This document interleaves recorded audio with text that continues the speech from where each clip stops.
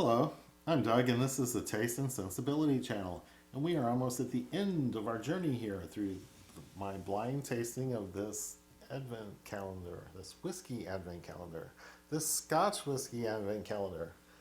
We've had some wonderful single malts at cask strength. And today we'll be looking for hole 23. Here it is. It's not that hard to find, is it? Come on. Tear out the little circle. We're going to pull it out without seeing that label.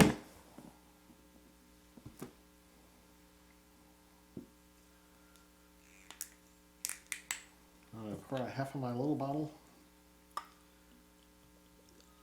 Give it a nose and taste and see if I can figure out what it is. So, I'm sorry if you've been watching all these so far, because they are very much the same thing over and over again with an occasional difference here and there. Ooh, that is dark. Something's happened to that along the way. So we've had a lot of Speysides and Highlands.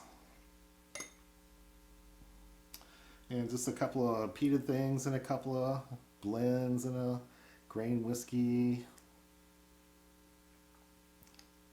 along the way. So I'm expecting this to be really interesting. We're in the last 3 days here, 23, 24, 25.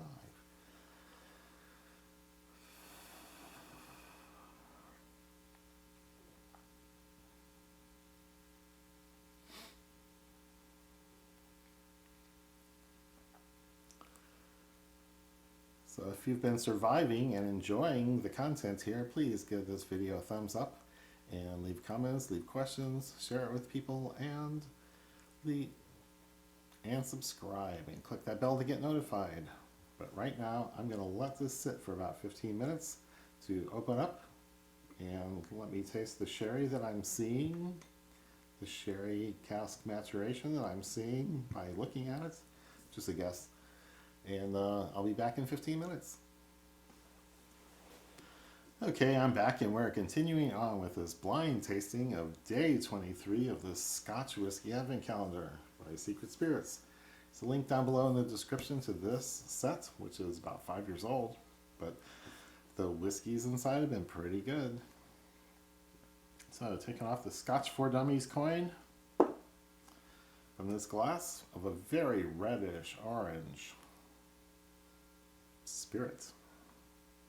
It's probably a single malt, and it's probably got something to do with sherry cask maturation. So we're going to nose and taste it and see what we can figure out. Musty old air.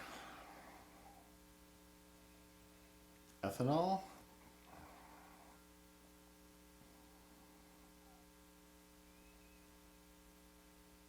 Not a lot of other things. Sometimes noses, sometimes the spirits give off things that they tell you what they are, and you can pick them up with your nose. And sometimes the spirits just don't give them off. And you can't really tell with your nose.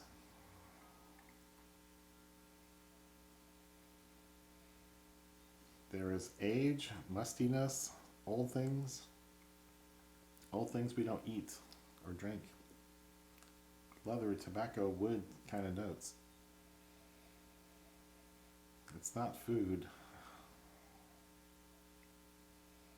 But those are weak and distant. So I'm just going to have to taste.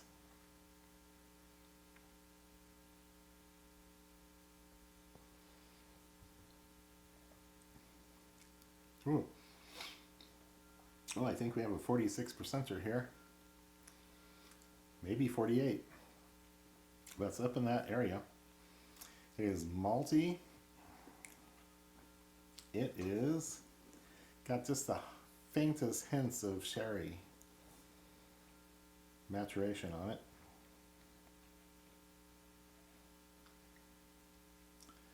And I'm not getting a lot of malt, not getting a lot of salt.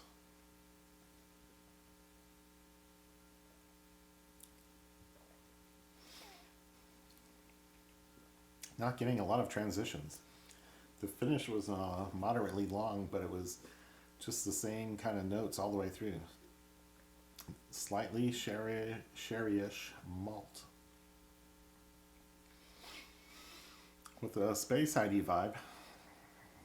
Light, fruity, but the sherry fruits are kind of covering up the spirit fruits. The distillate would often have apple and pear notes, and I can't say I'm getting those distinctly.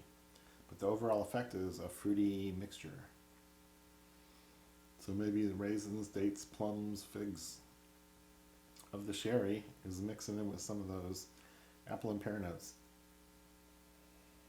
There's a nice collection of fruitiness, but they're very indistinct.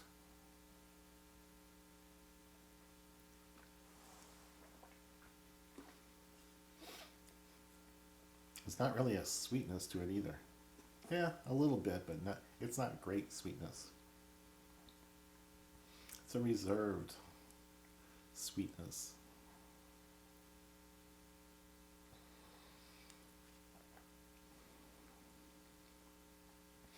So I'm dialing into the sherry cask maturation.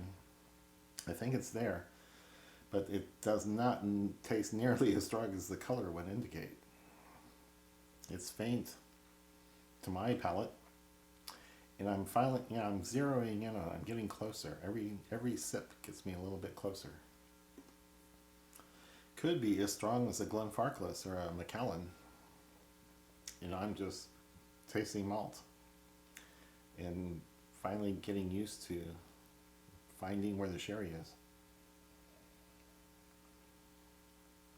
Because every sip the sherry gets stronger. The sherry influence is there for sure, and the color says it is. And it's taking a few sips.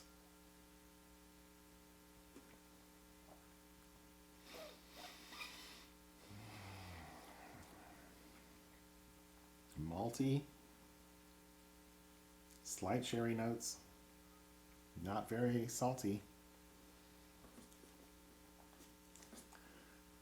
Modestly sweet fruity notes. And the finish is mostly sherry notes dying away. The malt doesn't make it through to the finish, and the sherry does.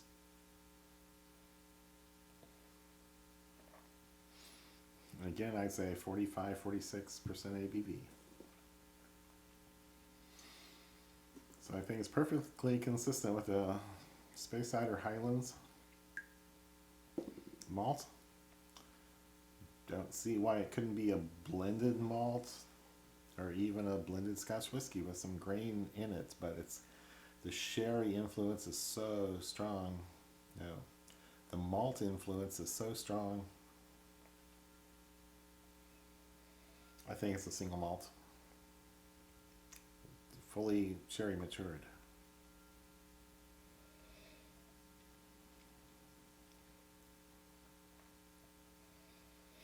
Not a lot of difference on the nose with a couple drops of water.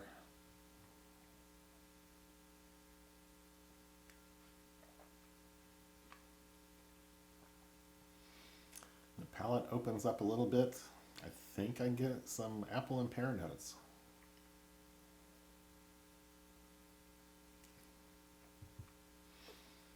Kind of a raisiny and date note in there as well.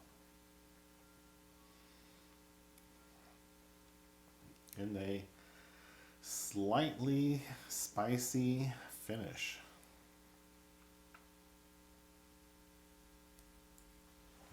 A little pepper, a little zing, ginger, and lemon or orange zestiness at the end. So it got more interesting with a couple drops of water. More things popped out. So that's interesting. I think it's a good single malt from one of the usual suspects. Highland or Speyside Distillery. And I think the evidence for sherry maturation is in there. So I think that's enough for me to look at the label. Let's see, do I think anything about age? 10 to 20 years. That's all I'm going to venture. could even be older. Okay, that's all I'm going to say. And we have here an AD Rattray. Oh my gosh. 1988 Bunnahabhain, 27-year-old. Sherry butt. Wow. Cask number and 55.4% ABV. Wow. This was so nice, so smooth, so beautiful. I didn't notice the 55% ABV. And I love Bunnahabhain. I love Bunnahabhain's, just their regular 12-year-old.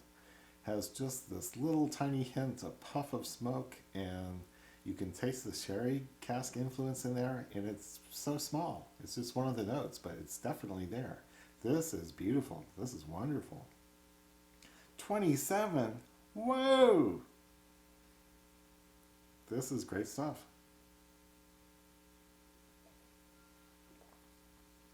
Yeah. Yeah, it's malty. It's fresh. There's kind of a hint of a Dunwich Warehouse, but the fruity note, well, I've added water to it, so that's influencing it some. The fruity notes popped out a little bit more with a couple drops of water. So I think it's still above 50% ABV. And I'm tasting more and more. This would be great stuff to sit with for a couple hours, where you get to add water very slowly over a long time. Wonderful dram. Very appropriate for day 23 of this Advent calendar.